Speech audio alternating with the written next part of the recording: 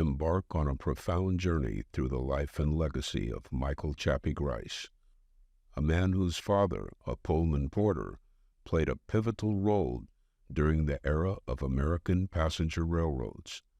The focus is on the Grice family's remarkable resilience in the face of racial discrimination and economic hardships.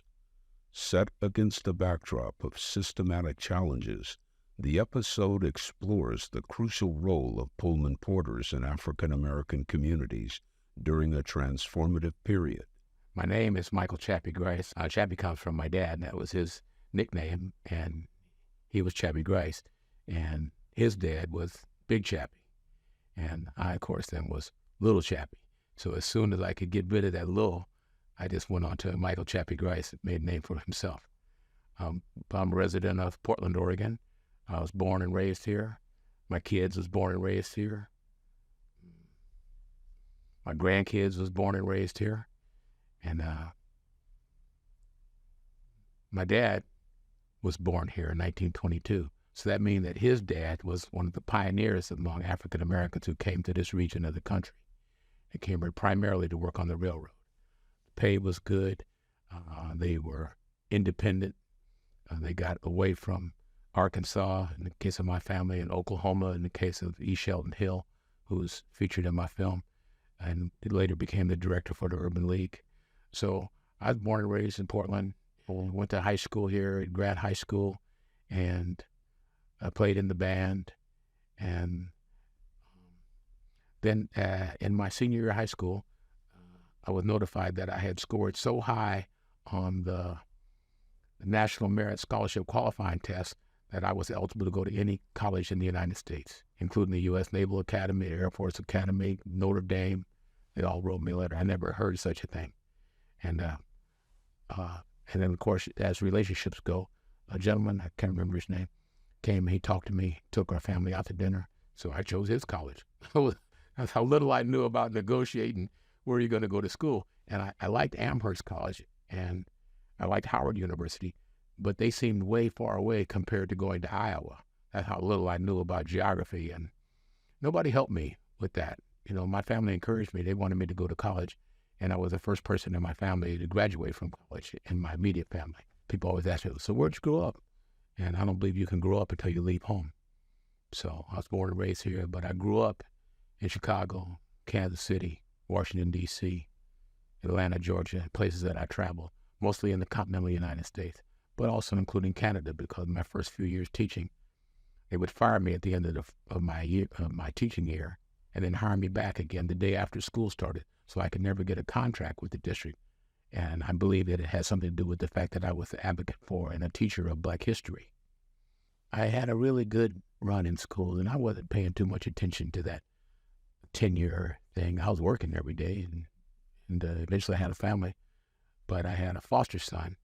And in the summertime, we would move to Vancouver, Canada, because the money stretched a little further, and I was living in a foreign country and learning all about this and that. And I'd come back, and that was in 1970, 71, 72.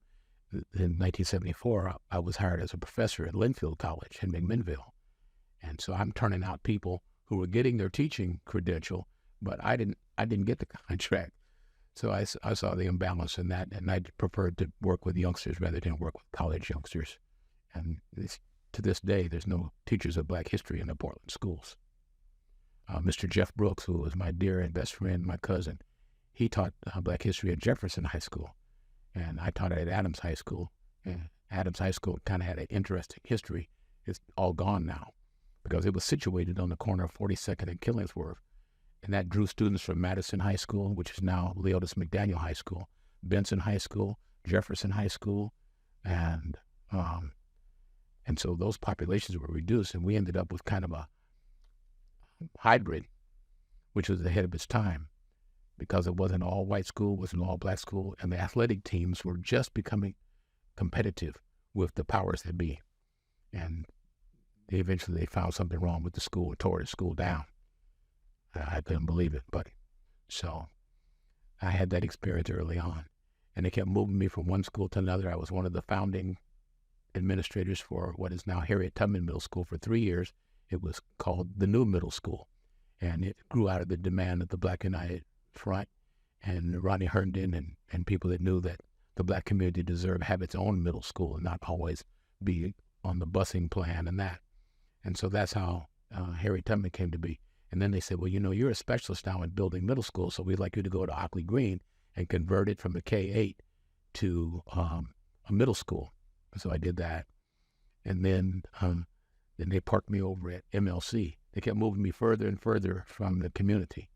So I was at MLC, which is a K-12 school. I think it's one of the best models, but it doesn't support the athletic program. As a K-12 school, it didn't feature athletics very much. And so it remained as a unique alternative school, but I was further from the community. And when the principal, a guy by the name of Cloudy Bayer, retired, he assured me that I was going to get his job because I wanted to be a principal and move up. But that didn't happen. When he retired, they put somebody else in the job, and they moved me to the research and evaluation department down at the what is now the Matthew Prophet Education Center. At that time, it was called the Blanchard Education Center. It's the big house. And I was tucked away in the research and evaluation department. So instead of being Mr. Popular, coming to different schools and having mentoring sessions with the kids and the teachers, professional development, whatever, I came in as an evaluator. Now, you start coming into schools, you got a clipboard and a checklist, you're not going to be that popular. So, but as good fortune would have it, or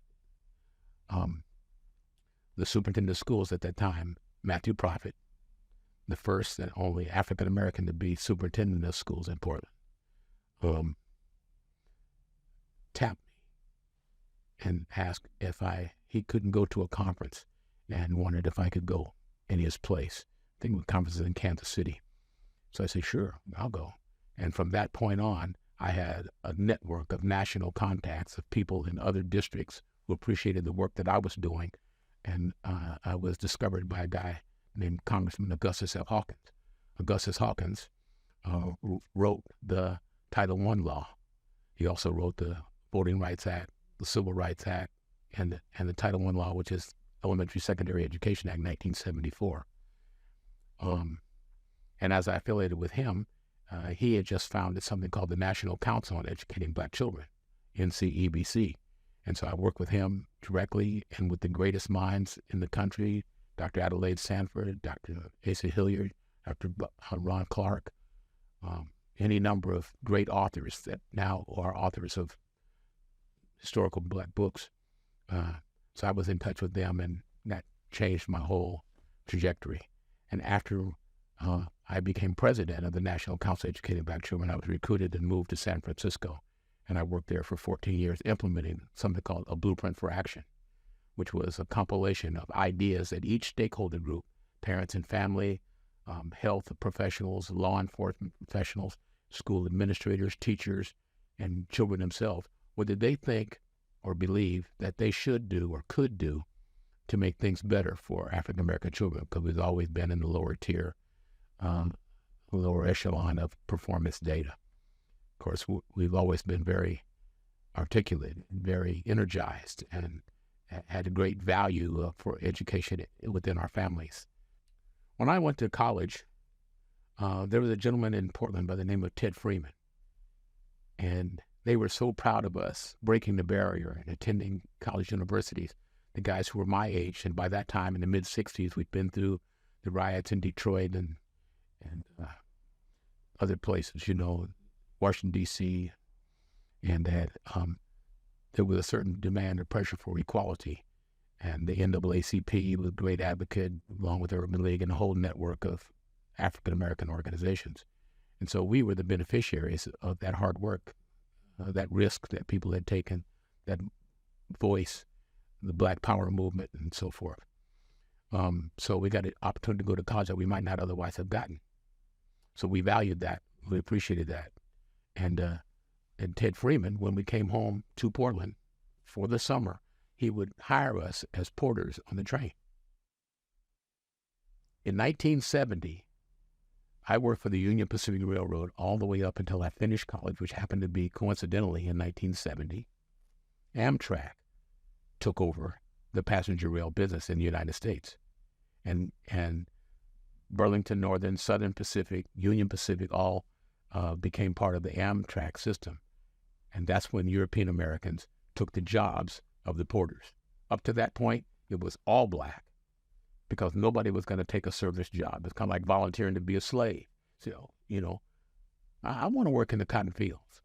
I want to work, cutting corn and tobacco. No, that job was reserved for black men. They gave you 3 pieces of equipment.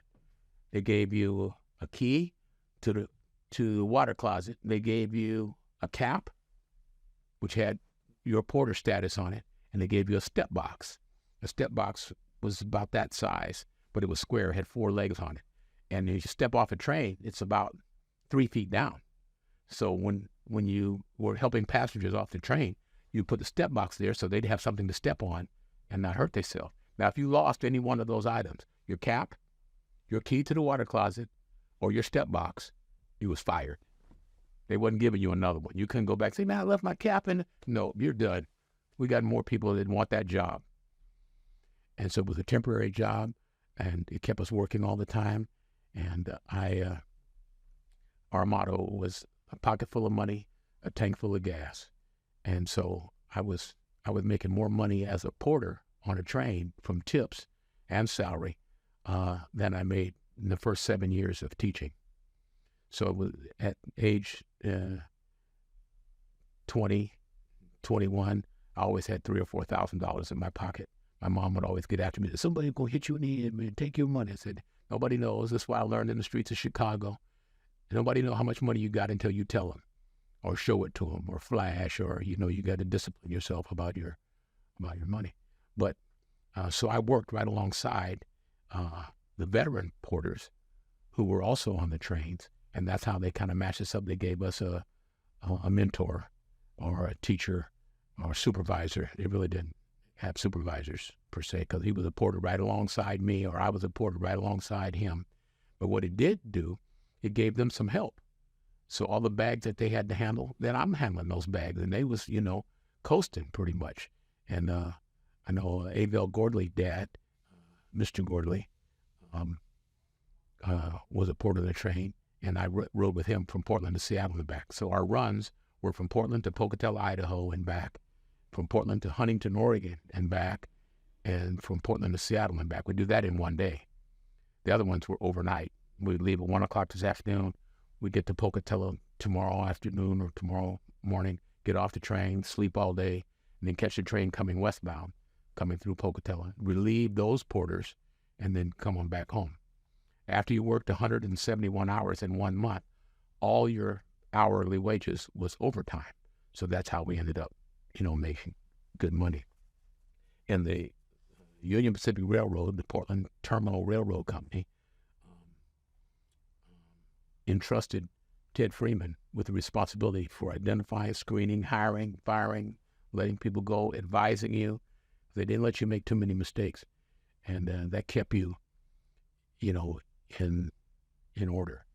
Now, the ground porters, which are known as porters, were called red caps. And the red caps was a special category occupying the lowest tier on the hierarchy of employees in the railroad industry. They were the bag hustlers. And my dad was a red cap. He worked on the curb at the Union Station for 37 years, basically worked himself to death and died from lung cancer, never smoked. So we figured that those little particles of dust, metal dust off the wheels of the trains and being in that environment where you're inhaling oil and smoke fumes and everything was what, caused people a lot of early demise. But their job as a red cap, and I think I had mentioned earlier, he said, you got to work, son. If you don't work, you're going to steal. If you steal, you're going to jail. It's as simple as that. So they wanted you to make an honest living all the time. They emphasized it. And you wanted to be clean all the time. Shine your shoes, brush your teeth, comb your hair, let's go. You always, and to this day, when I work in the elementary schools, I wear a shirt and tie to school every day, partly to commemorate the life of my dad and his peers lived. They had to wear a clean white shirt to go along with their gray jacket. In the wintertime, they had a little heavier, like police officers have a heavy wool or heavy cotton jacket. But I worked in the summertime, so it was always white linen, and we was always clean. And so part of my wearing a tie to work every day is a tribute to the men, but also as an example to the young people, black and white, male and female, teachers and students, of what a black man could look like on a daily basis. And some people say, well, you're putting pressure on us now. You're making everybody have to wear a tie. I said, no, I'm telling you why I wear a shirt and tie. You wear it for your own reason, if you want to. Porters started at 6 a.m. About the time that the first train is getting ready to depart, it would come down, clean the station. Interesting nomenclature. The Union Station in Portland, there's a Union Station in St. Louis, there's a Union Station in Chicago, there's a Union Station in Los Angeles, there's a Union Station in Montgomery, Alabama. I discovered when I was passing through there, and that the Union Station is the place where all the trains come through. And at one time, the passenger rail business was as big as the airline business is now. And so everybody rode the train, and but those Union Stations were the place where the porters reported to work, where the red caps, I'm thinking about my dad in particular, and his colleagues, reported for work at 6 o'clock in the morning. They was off at 3 o'clock. Your days off was not 5 days a week and then 2 days off. Well, it was, but it wasn't always on the weekends. And this was particularly true for those people that worked in the dining car department. It was more or less porters on the train.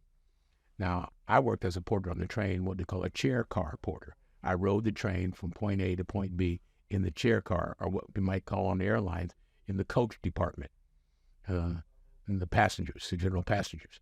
And then you have the first class compartments, which are the sleeping berths, the Pullman Porters. The Pullman Porters were a distinct group of porters because they ran much longer routes. They would run from Portland to Chicago and back, right alongside the dining car crew, which would go from Portland to Chicago and back. And it's a 6-day trip. You work 6 days on, 3 days off, that kind of routine. But the interesting thing was you were not honored by having your birthday off. If you had to go out on your anniversary or Christmas morning or New Year's Eve, then you was gone. Wasn't no, how about, can I take a day off? No.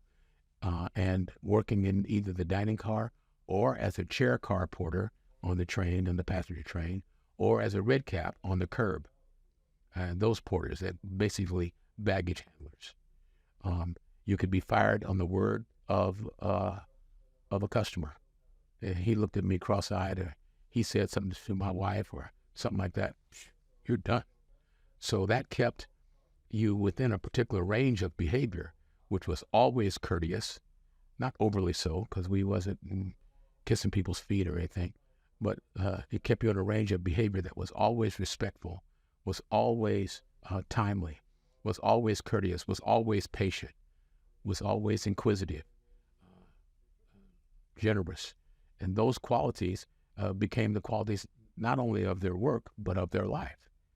You very rarely heard the men cuss, except when you was in the locker room.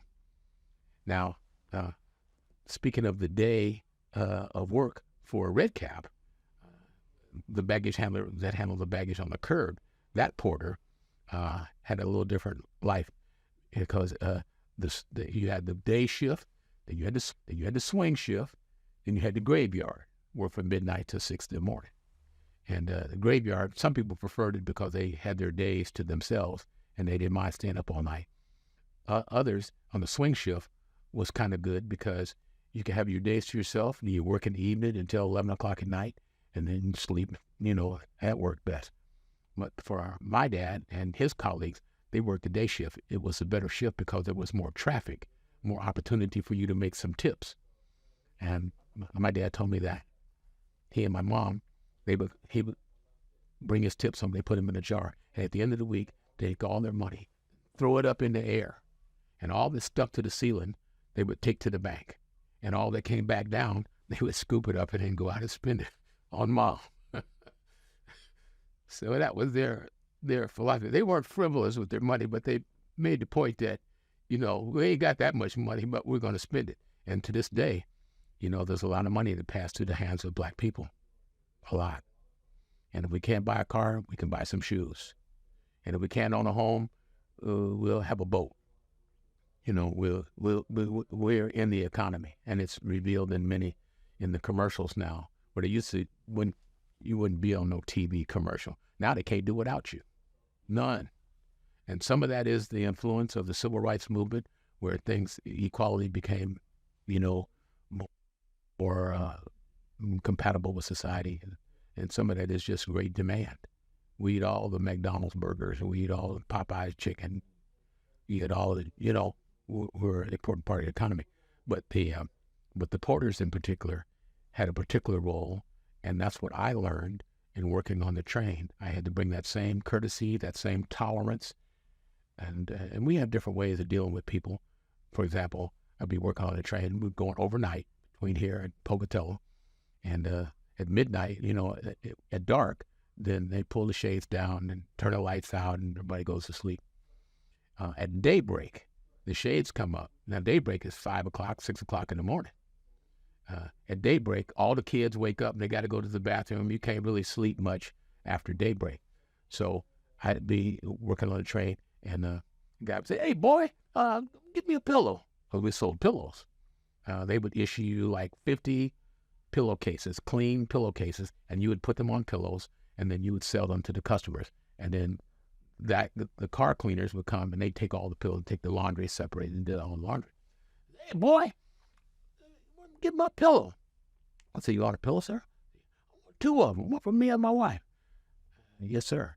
Then I'd disappear and go sit down in the smoker, which was the men's lounge at the end of each car, and read, or, you know, I got my work done. And then I'd come back. I say, I had one of those flashlights, had like 6 D batteries in it, you know, and I'd turn it on, turn the light on. He said, what is that, man?" I said, "Do you still want a pillow?" "Yeah, boy, I thought you were going to get me a pillow." I said, "Right away, sir." Then I let him go back to sleep. Just before daybreak, I would come and sell him his pillow. "I thought you were coming back." "Then here's your pillow, sir." "You want your pillow?" "Yeah." Send me his, say, pay for the pillows. At daybreak, about 30 minutes later, the shades has come up, and he's miserable. You know, that's all I could do. I was always courteous. I was always especially attentive to anticipating their needs, helping the ladies get their bag down off the rack, and that sort of thing.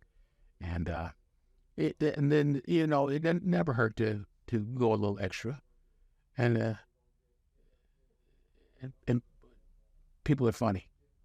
That's what my barber told me. He cut a lot of the Porter's hair. Mr. Maurice Grigsby had a shop on Alberta Street, a one-chair barbershop. And so I went in there one day, and he said, he turned the clippers off and went over to the window. He said, came back. He said, "Little Grice, I'm going to tell you something. People are funny." He never explained it or whatever. Later, I realized that what he mean was, people tell you one thing, and they're going to do something else. They're going to tell you they're going to be on time, or promise you tickets to the concert, and they're going to come through. And people are funny. I told my brother that, you know, some years later. And he said, "I had that same experience. Mr. Maurice was cutting my hair, and he turned the clippers off and went over to the window and looked up and down the street like he was looking for the police or something. Came back and said, 'Little Grice, I'm going to tell you something. Ain't nothing easy.'" So we use those as bookends on our life. Me and my brother, we're the only ones that know that story. People are funny, and ain't nothing easy. And between that, you really have, you know, a wide range of understanding to come to you. The Porters were respected. And whether it was in Seattle or Tacoma or Portland, each of which had its own union station, the Porters were respected because they always conducted themselves. You never hear no loud talking or cussing or carrying on, at least not in public. The locker room was a little different, but they were always dressed. Their shoes were always shined. They always looked like they just came out of the haberdasher, just as a matter of habit, and keeping people off of you. You know, if you dress sloppily, or, you know, you're not clean, well, people notice that, and they don't trust you.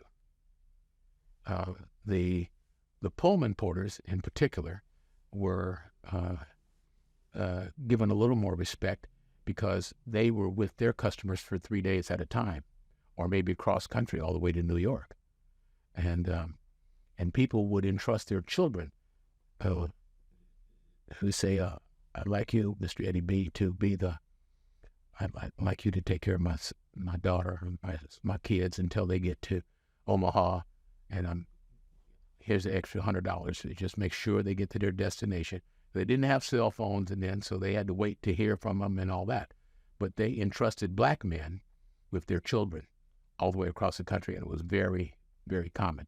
And those were also people who had the means, newspaper publishers, business bank presidents or whatever. They were traveling first class.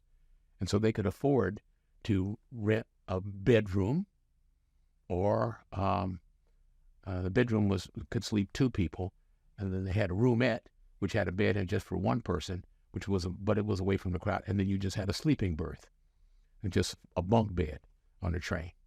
And that'd be something they do for their children and get them from point A to point B. Sometimes they were older children, 14 years old, going to visit grandmother for the summer. It was a lot of traffic and so look how valuable that would be to someone to know that they could count on you to get their child out of their view and entrust them to you to get across country. So the Pullman Porters, not only were they entrusted, and not only were they trustworthy and did they earn the trust, but in order to reach up and be able to have the strength and the leverage to pull the bed down, you had to be a pretty strong cat.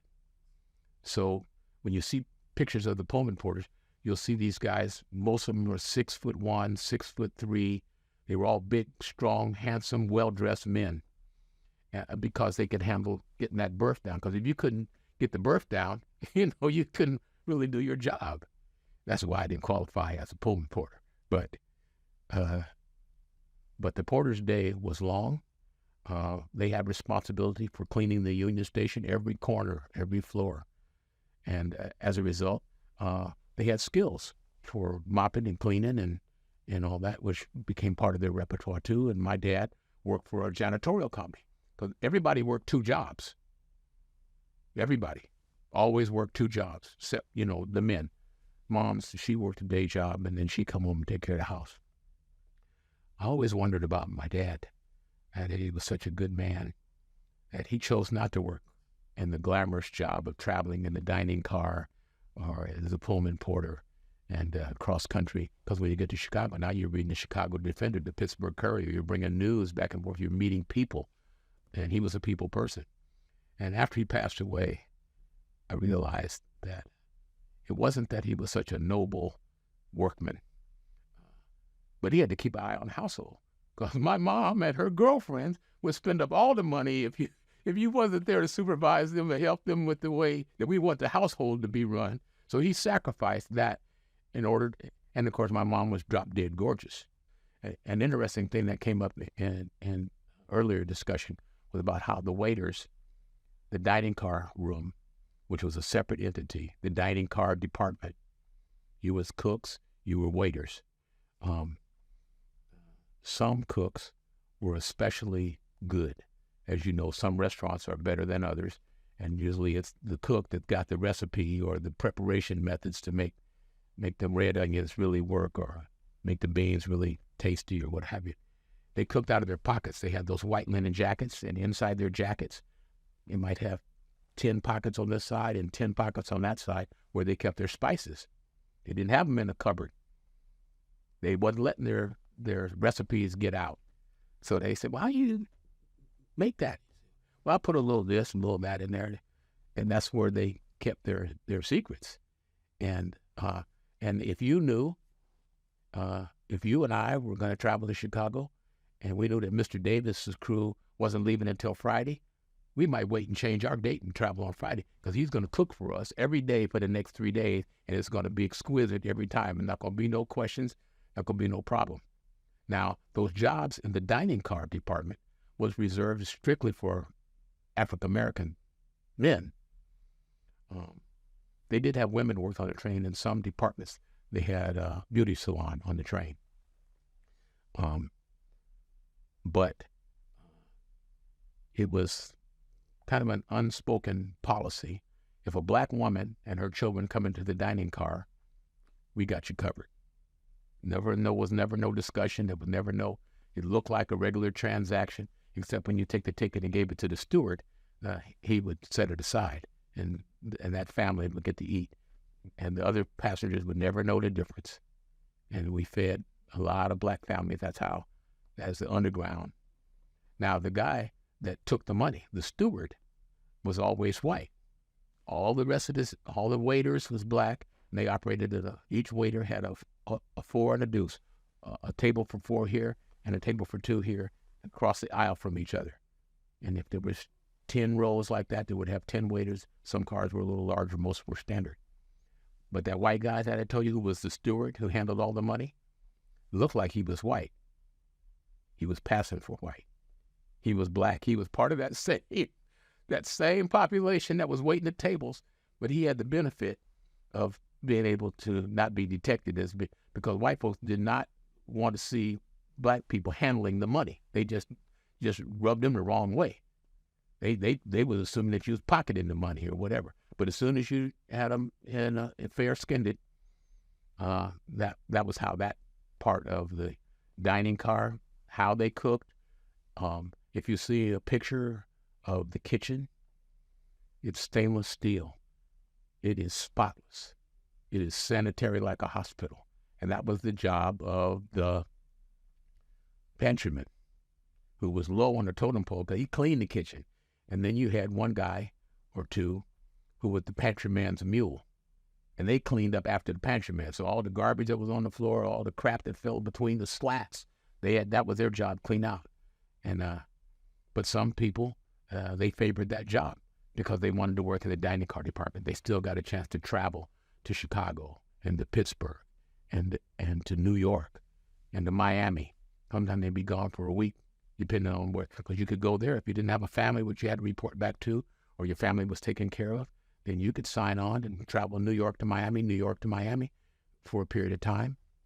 And it was a pretty glamorous job, and they were well respected, and they were always well dressed, and always had a little more cash than the average person. And they all bought homes. I belonged to something called the Railroad Senior Citizens Association, which was all the retired men. And remember, the guys that I worked alongside when I was in college, 20 years later, they was all retired. And they belonged to the Railroad Senior Citizens Association.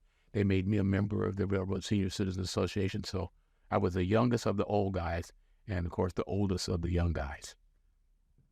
Then I made the point in the film, they all owned their own homes. They owned their own homes, and they knew what homeownership meant. They always kept their property neat like they kept their clothes. And it was just kind of a trademark, and not only railroad men. We like to think of ourselves, railroad men, kind of a special category, but we really weren't no more than preachers who also drove nice cars. They had income and whatnot. Keep yourself together. Well, I can't easily connect the jobs on the railroad with the jobs in the community, except that they were full-time employees. And during the Depression, I remember James Brooks, who was a pseudo-uncle. My mom and his wife were like sisters. And so we kind of, family is the people that you live with. But he was also he succeeded E. Shelton Hill, called Shelley Hill, who is featured in my film. He came from Oklahoma. He said his dad was an interpreter for the U.S. government and spoke Choctaw, Chickasaw, Cherokee, Creek, Crow. I remember that because they were all C's. And but James Brooks told me that he had some guys lined up that were going to put me through law school, but I wasn't that interested, and so he couldn't push that. But they provided a lot of jobs for people in the civil industry and civil employment. My mom was the first African American. Her and Miss Peoples, Clara Peoples, was the first African Americans to operate an elevator in a department store. So that was a big job back in those days. Anyway, I told Pat Patterson that every day is a holiday. He said, "How you doing?" I said, "Well, every day is a holiday." He said, "That's not the whole story, son." He says, "It's every day is a holiday, and I love you." That's the whole story. It's kind of like the misnomer that we have now, thanks to, I'm sure it was an innocent mistake. Hillary Clinton called it, it takes a village. No, it takes a whole village. And there's the difference, a night and day between it takes a village, which might imply that people are best off if they grow up in a village and not in a South Side Chicago neighborhood. But it really means it takes a whole village. It means to take every stakeholder. Remember Congressman Hawkins and the Blueprint for Action. It takes every stakeholder to have a part in raising the children if we're going to have them grow up right. And say every day is a holiday, and I love you. We don't always get it right. We don't always know until the elders correct us. And now when we try to help the young people, they figure it out. If it ain't on TV, they didn't hear it from, one of the popular singers, that might not be true. Dr. Benjamin Mays, who was the president of Morehouse College, he said, failure is not sin. Low aim is sin. And so if you don't aspire to be above your next pay grade, if you're not thinking about how you could become an attorney and a judge, how you could become a medical professional, how you could become an owner of a business, which is our kids are missing out on that, because particularly right now, we're in a war for the hearts and minds of our young people. And we're in that war because there's so much money that passes through their hands, and keeping them from knowing how to make good use of resources, keep them poor, keep them with a low esteem. Be clean, be honest, be good, be generous, be faithful, and be striving. That was the mantra or the standard for Black men and their families. Thanks for tuning in to Oregon Hidden Legacy. For more information about this podcast, go to OregonHiddenLegacy.org.